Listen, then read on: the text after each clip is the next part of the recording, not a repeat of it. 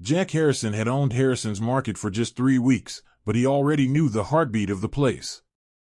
It was in the way old Mrs. Finley folded her coupons with precision before shopping. In the way teenagers laughed too loudly near the candy aisle, thinking no one noticed. In the steady rhythm of veterans like Frank Murphy, who came in quietly, shopping lists etched in their hands and memories. Jack was restocking a display of canned soup when the sound pierced the ordinary hum of the market, a sharp, mocking tone that didn't belong. His hand froze mid-air, a can of chicken noodles suspended between the shelf and his grip. He listened, not just with his ears, but with the part of himself that had been molded in places far harsher than this small town. He heard the gum-popping insolence, the careless ridicule wrapped around the word old, and a low ripple of uncomfortable silence from nearby customers. Jack moved instinctively. His boots, scuffed but polished daily out of habit, struck the linoleum floor in slow, deliberate steps. He didn't rush. Discipline had taught him that urgency was not in the speed of motion, but in the clarity of purpose. Rounding the aisle, he saw it unfold in grim detail. Frank Murphy, a man who wore his battles not as boasts but as quiet burdens, struggling with a trembling hand to retrieve his wallet. His Marine Corps cap, threadbare but proud, sat atop his thinning white hair. Cody, the cashier, leaned against the counter, his phone still glowing in his palm, a smirk playing on his lips as he offered exaggerated sighs for the gathering audience. Jack said nothing at first. He walked straight to the register, inserted himself between Frank and the counter, and pressed the bright green pause button on the screen. The register let out a soft beep, the last noise before the silence deepened, thick as a gathering storm. Without a word, Jack turned to Frank. His movements were deliberate, slow, respectful. He reached out, gently taking the old man's grocery bag from his shaking hand. Frank's eyes, tired and slightly cloudy, met his. There was confusion there, and something deeper, a wary pride that refused to beg for help, even now. Jack motioned toward the bench near the front of the store, the one usually overlooked by hurried shoppers. He walked beside Frank, not in front of him, not leading or pushing, but simply existing at his side, as one might walk beside a fellow soldier crossing difficult ground. Frank sat down stiffly, his joints protesting even this small motion. His hand brushed against the bench's worn wood, feeling its grooves, anchoring himself in the moment. Jack placed the grocery bag carefully at Frank's feet, as if it contained something precious. Only then did Jack turn back toward the counter. The customers, a handful of them now, stood scattered around, their carts half full, their bodies motionless. Some looked at the floor. Others stared openly. No one spoke. The market's familiar background music played on, absurdly cheerful against the gravity settling in the room. Cody finally looked up from his phone, sensing too late that something had shifted. He straightened awkwardly, stuffing the device into his pocket. Jack approached the counter and faced him fully. His voice was low but carried through the store like the rumble of an approaching storm. "Step into the office," Jack said. The words were simple. Heavy. For a second, Cody looked as if he might argue. His mouth opened, then closed again. Maybe it was something in Jack's steady gaze. Maybe it was the sudden knowledge that the boy wasn't the biggest presence in the room anymore.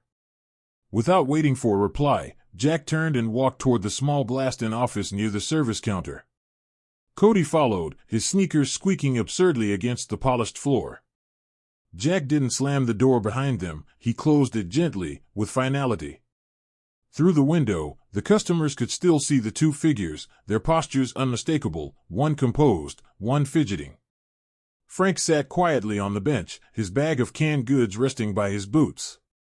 His hand traced the seams of his cap, fingertips brushing over the faint outline of the eagle, globe, and anchor.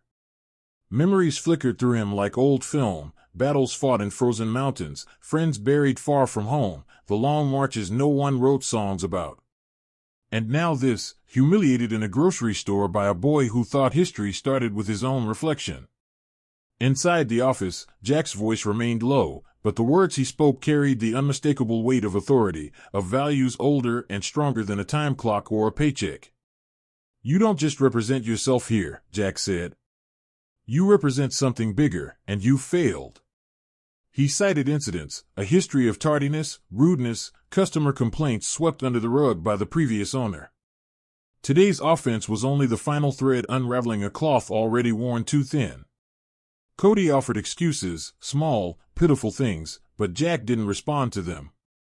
He issued the decision with the cold, clear precision of an officer delivering orders, termination, effective immediately. Jack slid an envelope across the desk, Cody's final paycheck, already prepared, almost as if Jack had known this confrontation was inevitable. The boy snatched it up with a muttered curse, but Jack didn't flinch. The words weren't important. The action was. As Cody exited the office, a gust of shame followed him like a cloud. He didn't meet anyone's eyes.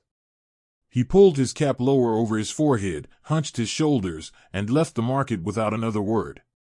The heavy glass door swung shut behind him with a hollow bang, and a soft sigh seemed to ripple through the store. The customers began moving again, not because they were eager, but because the world had subtly tilted back into a better alignment. Jack walked back to Frank, who was still sitting quietly, his frame smaller somehow against the expanse of windows. Kneeling beside the bench, Jack placed his hand gently on Frank's forearm, a brief, soldier's grip. Nothing needed to be said. No elaborate apology. Just the quiet exchange between men who understood that dignity was a currency too precious to be spent carelessly. Jack helped Frank to his feet. He offered to carry the bag, but Frank, with a slight shake of his head, insisted on holding it himself. Pride, once earned, was not something surrendered easily. As Frank exited the store, the glass door swinging open to the bright sunlight outside, a few customers instinctively straightened their postures. One man removed his baseball cap. An elderly woman touched her hand to her heart. The market, on that ordinary afternoon, was no longer the same place it had been a few minutes before. It had been reminded, quietly, but unmistakably, that respect was not a courtesy. It was a duty. And Jack Harrison, standing there beneath the dusty fluorescent lights, knew he had just planted the first real seed of what Harrison's Market would become. A place where service, both past and present, would never be forgotten again. Cody's departure left a hollow vacuum in the atmosphere of Harrison's Market. The door's faint jingle as he fled barely stirred the air, but it might as well have been a bell tolling the end of something small and ugly. For a long moment, Jack stood still near the front counter, letting the tension dissolve on its own. There was no speech, no announcement. He simply turned, picked up Frank's abandoned receipt, and methodically folded it into a neat square. His hands, calloused from years of military service, performed the small act with deliberate care, an act of restoring order to something that had been disrespected. The customers, scattered across the aisles, began to move again, but differently now. Their steps were slower, more thoughtful. A few nodded subtly toward Jack. One woman, gathering a bag of apples, wiped at her eyes as if blaming the cold air conditioning for the tears. Jack made a slow walk back to the office. He left the door ajar this time, an unspoken symbol that whatever had happened was not something to be hidden or whispered about. Harrison's Market was not a place of quiet injustices anymore. Inside, he pulled a plain manila folder from the drawer labeled Personnel. Cody's file was thin but damning. Customer complaints, notes of tardiness, previous warnings that had been half-heartedly issued by the previous owner. Jack ran a finger down the list slowly. Each line was like a splinter, small in isolation, but together, evidence of a rot he would not permit to grow under his roof.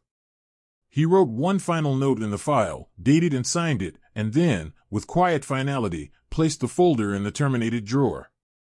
There was no satisfaction in it. Just a hard clarity, the same kind of clarity he'd learned overseas when difficult decisions had to be made before dawn broke. Returning to the floor, Jack surveyed the market with a soldier's eye. The old store, with its flickering fluorescent lights and scuffed tile, suddenly felt full of possibilities again. Like a battlefield cleared of mines, ready for rebuilding. At the far end of the produce section, Mrs. Dalton, a widow known for her cherry pies and sharp tongue, placed a hand on Jack's forearm as he passed. "You did right," she said, voice husky with age and emotion. "Took guts." Jack offered a small nod, not trusting himself to speak. News of the incident spread through Bellevue faster than smoke through dry leaves. By the end of the day, half the town had heard about the veteran disrespected at Harrison's Market and how the new owner had handled it. People talked in whispers over coffee cups and barbershops at the post office. Some shook their heads at Cody's foolishness. Others, quieter but firmer, praised Jack's swift action. A few said it was about time someone demanded more from young people who had forgotten their manners. But Jack wasn't interested in gossip or pride. His mind was already turning to what came next. The next morning, he arrived at the market an hour before opening, the sun barely rising over the low roofs of Main Street. In his hand, he carried a fresh piece of cardboard and a thick black marker. At the front of the store, near the checkout counter, hung a faded advertisement left from the previous ownership, a smiling cartoon tomato beckoning customers to save on produce today. It was sun-bleached and curling at the corners, unnoticed by most who passed through. Jack climbed a short ladder, pulled it down carefully, and replaced it with his new sign. The letters were blocky, hand-drawn, but clear. We honor our veterans. No frills. No fine print. Just a statement of principle, as solid as a commandment. Beneath it, he left a small metal plaque, one he'd found boxed away in a back closet when he first bought the market. It read simply, "In grateful memory of all who served." It had gathered dust for years, forgotten, much like the men and women it sought to honor. Jack polished it until it gleamed. When Frank Murphy returned later that week, leaning heavier than usual on his cane, he stopped dead in the entryway. His cloudy eyes traveled up to the new sign. For a moment he simply stood there, his mouth slightly open. A heavy stillness settled in his chest, not the suffocating stillness of loneliness he had come to know so well in recent years, but a different kind. The stillness of being seen. Being remembered. Jack spotted him and approached quietly, no ceremony, just presence. Frank touched the brim of his Marine Corps cap, tilting it slightly in silent acknowledgement. Jack returned the gesture with a small nod. No words passed between them, none were needed. Customers nearby noticed too. Mr. and Mrs. Davis, both children of Korean War veterans, paused in their shopping to take it in. Young mothers showed their children the plaque, tracing the engraved letters with curious fingers. And Cody? His absence rippled too. Young people who worked the evening shifts at Harrison's now stood a little straighter. Smiles grew a little more genuine. The customer-first motto was no longer just corporate jargon printed on pay stubs, it was embodied in the way groceries were bagged with care, and how doors were held open for older patrons, and the extra few seconds clerks took to ask if someone needed help carrying bags to their car. Harrison's Market was changing. Not with a grand rebranding campaign. Not with balloons or slogans. But quietly, like a river carving stone over time, reshaping everything it touched by the simple, stubborn force of goodness. And for Jack Harrison, that was enough. It was the kind of victory that didn't make headlines, but it rebuilt something far more important than profit: trust, respect, community. One slow, steadfast day at a time. Jack Harrison believed that good deeds should be quiet. Like a steady drumbeat beneath the noise of everyday life, heard by few but felt by many. But sometimes, no matter how quietly kindness was given, it echoed louder than intended. Within days of the new sign being hung at Harrison's Market, a quiet stir began in Bellevue. Veterans from the American Legion post drifted in to see it for themselves, hats in hand, moving slow along the tile floors like pilgrims to a forgotten shrine. Young parents paused at the checkout lines, explaining in hushed tones to their children what the plaque meant, why it mattered. Teachers brought students on small, informal trips, pointing to the sign and telling stories about sacrifice and service, stories that weren't found in textbooks. Frank Murphy noticed, too. He returned more often now, not just to shop, but to sit briefly on the wooden bench near the entrance, the one that had once been simply furniture and now felt almost like a seat of honor. The regulars began nodding to him as they entered, some offering shy handshakes, others simply tipping their hats in silent gratitude. Frank, who had once been a ghost moving through town, was becoming something else, a living memory. A reminder. It wasn't long before Jack decided the store could do more than just honor veterans with a sign. Late one evening, long after closing time, Jack sat at the breakroom table, the fluorescent light humming softly above him. His notebook lay open, pages filled with scribbled plans, ideas for events, donation drives, partnerships with the local VA hospital. His hand moved slowly across the paper, penning a single idea larger than the rest: community veteran advisor. The idea wasn't about public relations or marketing. It was about weaving respect directly into the fabric of Harrison's market. Real, permanent change. And he knew exactly the man he wanted for the role. The next morning, Jack found Frank leaning on his cane by the breakfast cereal aisle, studying a box of oatmeal as if it contained secret wisdom. Jack approached him with quiet purpose. He explained the idea slowly, careful not to overwhelm. A position, voluntary at first, but real, helping to plan community events for veterans, offering advice on customer service training, sharing his knowledge and experience with the younger staff. Frank blinked at him, taken aback. For a moment, the old Marine said nothing. The oatmeal box wavered slightly in his unsteady hand. He was used to being invisible, to slipping through life like a forgotten note in a song nobody played anymore. Someone wanting him, needing him, was a tune he hadn't heard in a long time. He adjusted his cap, cleared his throat, and nodded once. No grand acceptance, no dramatic speech. Just a simple, firm nod. It was enough. Jack clasped Frank's hand in both of his, a steady, soldier's handshake that carried weight and promise. In that moment, beneath the blinking aisle light and the rows of cereal boxes, a new chapter quietly began. Word of Frank's new role traveled through Bellevue as quickly and warmly as the news of the disrespect had weeks before. Mrs. Dalton sent a congratulatory pie to the market, so heavy with apples it nearly collapsed under its own crust. The high school principal asked if Frank might come speak to the civics class. The American Legion invited him to their next meeting, this time not as a quiet observer in the back, but as an honored guest at the front table. Jack designed a small badge for Frank to wear when he wished, a simple brass pin with the Harrison's Market logo and the words Veterans Community Advisor engraved in a clean, proud font. When he presented it, Frank stared at the pin for a long time, turning it over between his fingers. It wasn't about the medal or the title. It was about being seen. About matching again. Frank pinned it carefully to his jacket, just beneath the weathered Marine Corps patch. The next few weeks unfolded like the slow unfurling of spring after a long, bitter winter. Jack and Frank worked together to organize the store's first Veterans Festival, a modest affair intended for the parking lot, with fold-out tables, free hot dogs, and local musicians. Frank suggested inviting not just veterans but their families too, because when one serves, all serve, he said. Jack watched with quiet admiration as Frank stepped into his new role, his voice gaining steadiness with each meeting, his shoulders squaring a little more each day. It was not a miracle transformation. Frank still moved with the stiffness of arthritis. His hand still trembled when the cold set in. But something deeper, something vital, had rekindled inside him.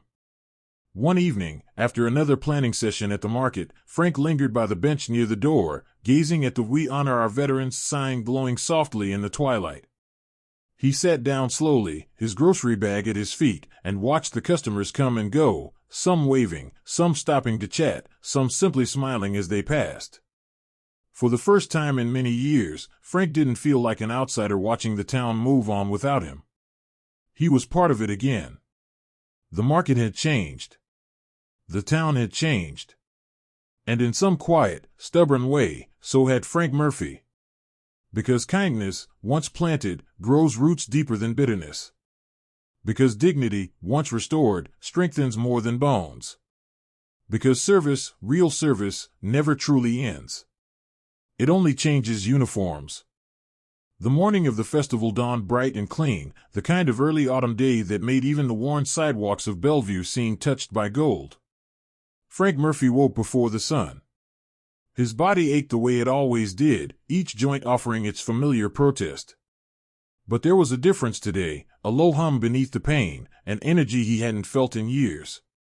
He dressed carefully, choosing a clean button-up shirt and his best jacket, the small brass Veterans Community Advisor pin gleaming on the lapel just below his Marine Corps patch. At the door, he paused, running a weathered hand over his cap, the same cap that had witnessed mockery, dignity, humiliation, and now something he hadn't dared hope for again, belonging. The parking lot of Harrison's Market was already bustling when Frank arrived. Folding tables lined the edges, covered with homemade pies, old black and white photographs in frames, and carefully folded American flags. A small stage had been set up near the loading dock, its backdrop a patchwork of local school banners and service branch insignias. Neighbors wandered among the displays, sipping coffee and laughing quietly. Veterans in caps and jackets from every era, Korea, Vietnam, Iraq, Afghanistan, stood in small groups, their conversations heavy with memory but lightened by the simple joy of recognition. Children darted between tables, clutching tiny flags and paper stars. Jack Harrison found Frank near the bench just outside the front doors, the same bench where everything had changed. He didn't say much, just a hand on Frank's shoulder, a quiet gesture that carried the weight of 1,000 words. When it was time, Jack stepped onto the small stage and adjusted the microphone. He looked out over the crowd, hundreds now, more than he had dared to hope for. Families, veterans, townspeople, teenagers in Letterman jackets, elderly women with walkers, all drawn together by something stronger than habit, respect. Jack cleared his throat. Today, he began, voice steady, we honor those who served not just with banners and parades, but by choosing, every day, to be better citizens in their memory. He paused, letting the words sink into the crisp morning air. And we honor one man, in particular, whose quiet courage reminds us that service doesn't end when the uniform comes off. A soft murmur rippled through the crowd. Jack gestured toward Frank, who remained near the bench, hands folded stiffly in front of him. He seemed almost smaller now, as if trying to shrink away from the attention, but it was no use. The applause began, hesitant at first, then growing. Hands clapping, boots stomping, the soft slap of palms against coat sleeves. Frank's face flushed deep red beneath the brim of his cap. His hands trembled, but he did not hide them. Instead, he stood. He moved slowly toward the stage, the applause swelling around him like a tide.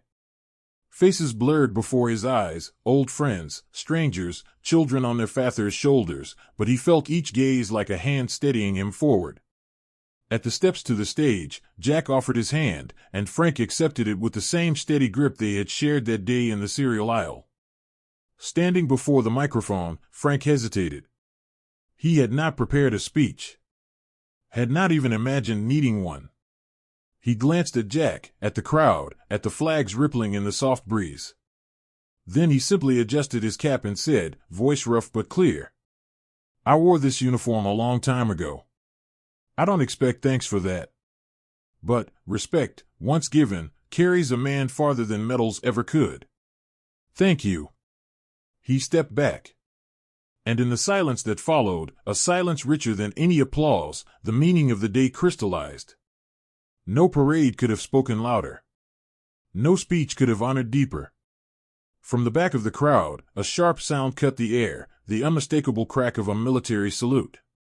3 Marines in dress blues stood rigid by the flagpole, saluting as if they stood before a general. Others joined, older veterans with shaky arms, young ROTC cadets, even townspeople unfamiliar with the formality but understanding its heart. Frank saluted back, slow and steady, his fingers brushing the edge of his cap like a prayer. The town of Bellevue would remember this day. It would remember the man who, despite being mocked and overlooked, never lost his dignity. It would remember that kindness, real kindness, born of respect and sacrifice, could ripple outward until it transformed an entire community. And it would remember that sometimes, the most important battles are fought quietly, without headlines, beneath everyday skies. Later, as the tables were packed away and the sun dipped low over the mountains, Frank sat again on the familiar bench by Harrison's Market. In his lap lay a simple gift from Jack, a framed photograph of the new store plaque, beneath the hand-lettered sign that said, Still and Forever. We honor our veterans. As twilight gathered like a soft blanket across the town, Frank thought, not with bitterness, but with a quiet, powerful peace, that maybe losing everything had led him exactly where he was meant to be. Kindness without question is enough. It always was. It always will be.